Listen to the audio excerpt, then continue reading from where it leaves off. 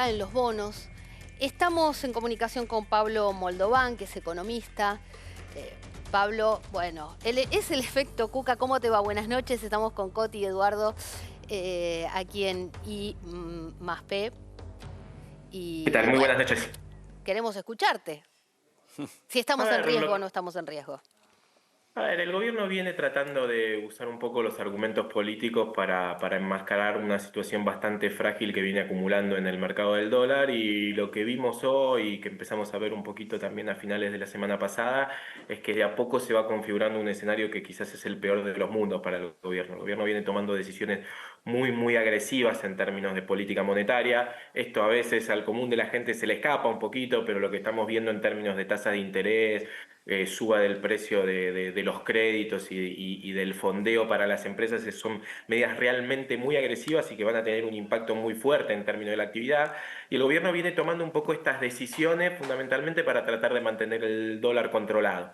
Y un poco lo que estamos viendo a partir de las últimas jornadas es que ya no alcanza. Entonces se empieza a configurar un poquito el peor de los mundos, donde el gobierno tomó una serie de decisiones de política monetaria que empujan la economía a la recesión, supuestamente para controlar el dólar y sostener el objetivo de desinflación, pero mientras tanto igualmente esas medidas son agresivas, impactan sobre la actividad, pero no le alcanzan para controlar el precio del dólar.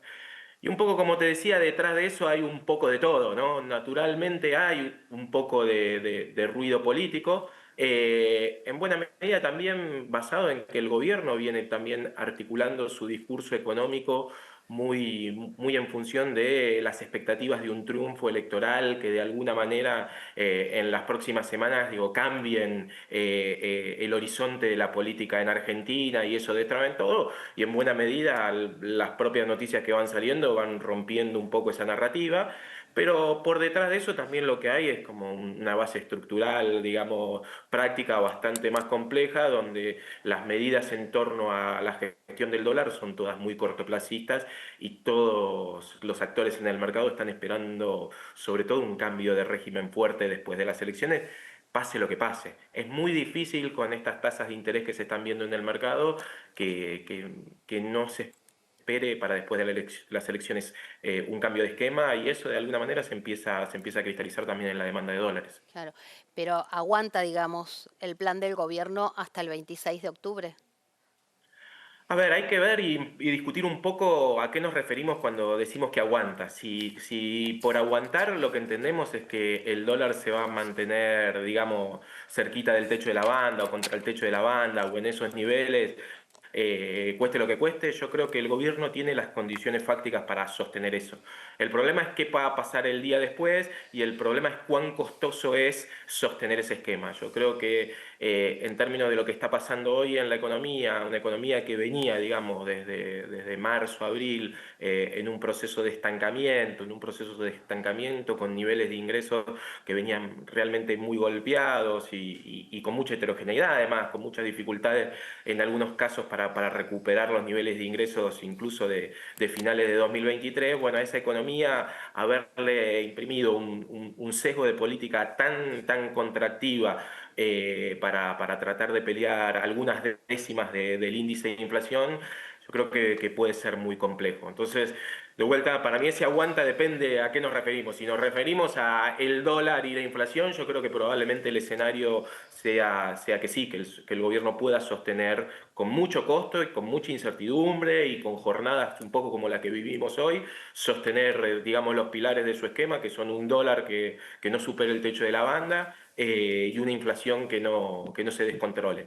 Ahora, en términos de actividad, me parece que lo que vamos es un escenario bastante complejo, Mm. muy reforzado por esto que te decía. Me parece que también las propias variables económicas empiezan a mostrar que el esquema es muy insostenible. Entonces, eso retroalimenta de cara a las elecciones un proceso bastante complicado. Claro. Pablo, mira, hoy salió una noticia, bueno, se viene viviendo los últimos días, que el gobierno subió los encajes medio obligando a los bancos a financiar al Tesoro. Esto en palabras sencillas para que la gente que está en su casa lo entienda. ¿Qué significa y qué implicancias tiene?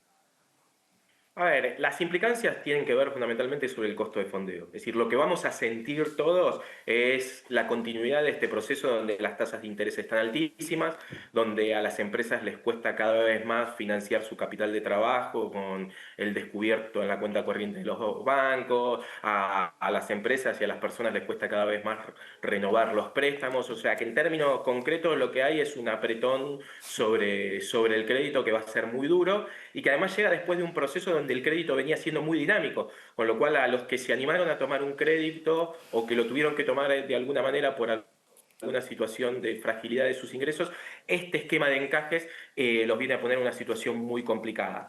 Por otro lado, y esto es sí un poquito más técnico, la decisión del gobierno de hoy, de alguna manera, lo que revela es la complejidad con la que se está manejando la estrategia de deuda.